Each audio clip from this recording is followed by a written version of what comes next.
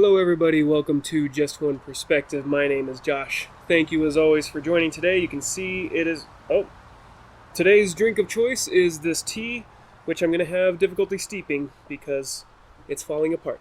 I just got back from taking care of the chickens, putting them to bed, as we call it, here out at the ranch, which is my wife and I have lovingly nicknamed our new home. New. We've been here for a year, hence the flashlight. It is not quite night. It is October, so it's just getting darker earlier, but I wanted to try this setup where I'm still sitting outside. I got lots of lights. I've even got a heater on overhead, but you can probably hear there's some of the wind. This microphone, you can't quite see it, but I've got the wind. I don't know what that's called. The poofy thing on it to try to help minimize the sound of the wind. So I've got tea to keep me warm. I've got the heater on overhead, which was given to us by a friend as a housewarming gift. Pretty good. So anyway, that's enough about what's going on in my life and why it's dark. But hopefully this lighting works. I'm just trying it out. I've got a bright LED light up there as well. If ever the lighting just suddenly shifts, it's because the battery on that went out. Hopefully there will be enough light here to sustain the rest of the video. First, let me try the tea. Earl Grey, hot, yes. The only thing that would be warmer down my belly is whiskey, and I don't have any at the moment. It's in there. So, anyway, I had a couple stories that I wanted to share with all of you, and I think the theme will come out. You obviously know about it already if you've clicked on this video because it's probably the title of this video. But I wanted to share two instances in which being professional, I suppose in one instance it worked, and in another it worked up to a point.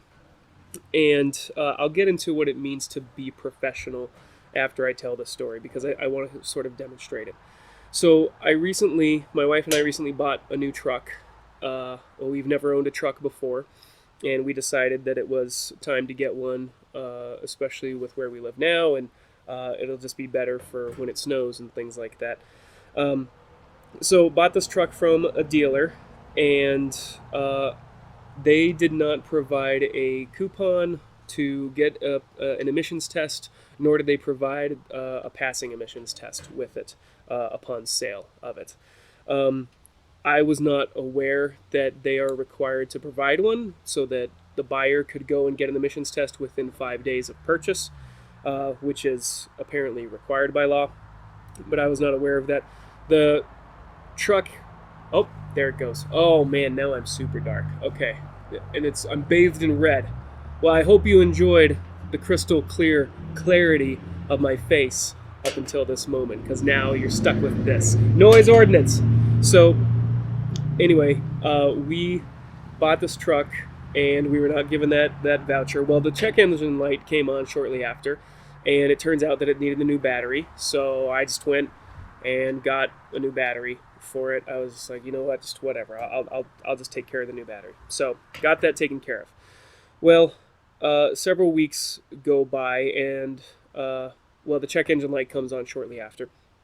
And several weeks go by. I wasn't able to get a hold of anybody at the dealership.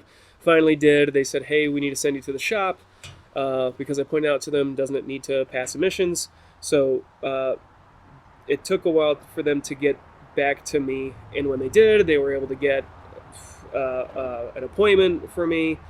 And went there, and the mechanic says, hey, you need new catalytic converters, you need new O2 sensors. It's going to cost you $4,500, something like that, right? So my thought was, okay. So called the dealer, and that was my initial thought. That's as far as I went. Okay. And I called the dealer, and they said that they would call me back that afternoon. Never got a call back. I got busy. That was Monday afternoon. And then this past Friday, I was like, you know what, I got to call them, and I gotta reach their general manager, whoever. So I had one of two choices here. And I also found out, that was about the time when I realized that it was required by law, by Colorado state law, that if it doesn't pass an emissions test within 5 days of purchase, that the seller either has to pay for the repairs to make it pass an emissions test or purchase the vehicle back. I like this truck. So I already knew I didn't want them to buy it back. If they could just get it fixed so I could pass an emissions test, that's what I needed to do. So I had two options here when I called the general manager, right? I could go in with arms swinging and say, look, you've broken the law. It's clear. You needed to get this done. You didn't. And you have two options now, and you can either pay for all of the repairs or I'll see you in court, right? That's going in arm swinging and just sort of bludgeoning them with, hey, here's the situation and you just need to fix it. If you see another light going off and on, we have a motion sensor light over there and the dogs keep tripping it. So that was one way of going about it, was just go in and hit them with a hammer and tell them I'm right, you're wrong, and this is the way it's going to be, or else, right? Which I think is a lot of people's approach today. It certainly would have been my approach had I been, 15, 20 years younger. So the second approach that I could have taken, which is the one that I did take, was I took a moment and I remembered, okay, they're just people. I don't know what's going on over there. I don't know how busy they are. Maybe it seems like they're just ignoring me. It seems like they're just playing around with me. It seems like they're messing with me. But I am going to go in and be polite and respectful. I'm going to be firm, but and just see, can we resolve this between the two of us, just me and you, Mr. Manager person? So I called, and that was how I approached it. Was, hey, look, I bought this truck from you guys about a month ago. For these reasons, we've had some difficulty getting it into the shop. We finally got it. But the check engine light's still going. Sounds like it needs catalytic converters. And it's my understanding that it needs to pass emissions test, or if it won't pass an emissions test if the check engine light is on, no matter what. I said, so is there anything you guys can do for me? And the manager, man, he just sounded tired, and he was very quiet, soft-spoken, and he said, oh yeah, this is ringing a bell now. I remember my salesman telling me the story. Tell you what, we're getting busy here at the store right now, at the dealership. Can I call you back? Can I look into this, and can I call you back by noon? And I told him, in my head I was like, are you going to call me back though? You haven't in the past. But out loud what I said was, sure, yeah, that'll work. And in my head thinking, okay, we'll see if he calls me back, and if not, I got to find another way to move this forward, Sure enough, he didn't call me back, but the dealership called me back a couple hours later. Excuse me, the shop service center called me back several hours later and said, hey, dealer called, and they want you to bring it in, and they're gonna pay to have it all fixed. That's it. I think the moral of that story is that I don't know what was going on over there. I don't know if they were trying to mess with me, and once I called them and laid it out for them, politely, respectfully, but a little firmly, just said, hey, here's the situation. I don't know if that was enough for them to say, hey, this guy could take it further and get lawyers involved, and we might be screwed if we go to court, right? And that's the one that worked out. I'm not going to say that that's the route that always works out, because my next story will get into a time that didn't work. But in this case, it worked, and it was probably helpful because I don't know, like I said, I don't know the guy's situation. He's just human. Maybe he just got busy and forgot. Maybe he just ran out of time, and maybe he's got a wife at home who's sick, and a daughter who is, constantly getting in trouble with the law because she's throwing eggs at the state capitol or whatever because of a protest or something. And then he gets back into work, and then the salesman has 1,000 things for him to try to fix. And so I'm not saying that I'm happy that it took me having to drive it forward. They should have just done it. But going in, sharpening my knives, and then going in on the attack, I don't think would have worked in this situation. First of all, if I were to tell them that, hey, I'll see you in court, I mean, do I really want to do that? Do I really want to go through all of that and add that amount of complexity to my life? Court fees, lawyer fees, if you get a lawyer, the time and energy it takes to deal with that. And in my head, I was like, no, I'm not going to take it there because it would be a bluff, and it would be a dumb bluff. So, well, maybe I would have taken them. I don't know. Maybe I would have talked to a lawyer and found out that was a better way to go if they decided not to do it. So, in that case, being professional, being polite, sort of assuming positive intent from the get-go worked because it immediately disarms them. They have no cause to argue with you about your approach. Because if you have a negative approach from the get-go, that's what the whole focus becomes. My friend Jeremy, who's been on this channel before, we talked about perception and reality. He likens it to the baby shaker.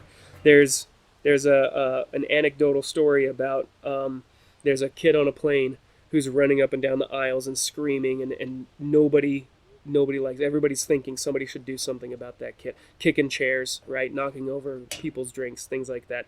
And then as soon as one guy stands up, grabs the kid, and says, all right, you little ruffian, we're going to get this figured out. You go sit back down in your seat. Now all of the attention is on him. He's now the baby shaker. He is now the one that everybody cares about. It's not fair, but that is how things happen in these sort of social situations. So if you go in polite and firm and respectful and professional, you immediately disarm them with that. You come off as neutral and objective, and you don't give them any opportunity to focus on your approach. So that's one way. So, or at least that's one time that it worked well. Another time, this was, I don't know, I was a kid. I was maybe 15. And my dad had a friend, next door neighbor, we were family friends with, still are to this day.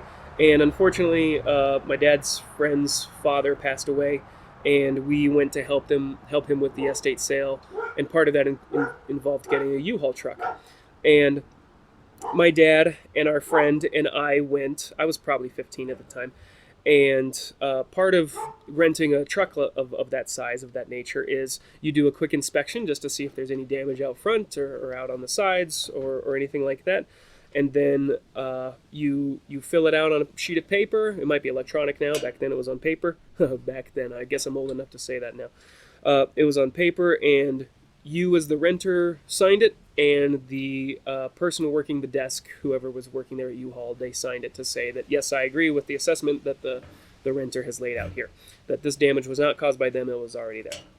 So our friend goes through this, and he writes down a couple things, and then he signs it, and he was like, okay, so, and the guy was there the whole time, the person who worked with U-Haul was there the whole time, and our friend said, okay, now it's, you agree with these, right? We saw these. And the guy's like, yeah. And he says, okay, so if you sign it, we can just be on our way. And the guy refused to sign.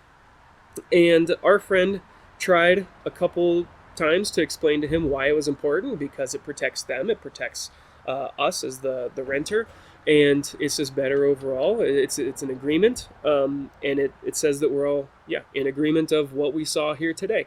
And the guy still refused. And our friend he was perplexed, and he wasn't sure how to move it forward, and he started trying to reason with him again. My dad took the clipboard and the pen out of my friend's hand and just shoved it in the guy's face and says, sign the damn thing. And just like that. And then the guy took it, and he signed it, and we went on our way. And so I think that's a good counter to the first story that I had, in which being professional and being polite and firm, our friend was being firm, it didn't take it far enough. And at some point my dad had to step in, because his nature is more of to just come out swinging.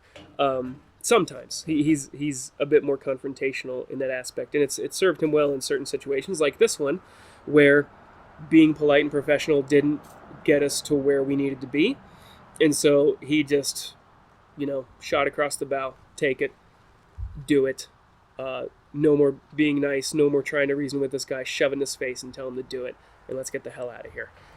So I think the moral of that story is that it is good to start out being polite and professional, because you can disarm them, but be prepared for when it no longer works, for the people who are unreasonable, who don't want to work with you, who actually might be malicious to you. At some point, you do need to flip that switch, turn up the heat, and take it to places that are more confrontational, because at some point you need to win in some cases, right? So I think those two stories are great counters to each other when certain things will work in certain situations.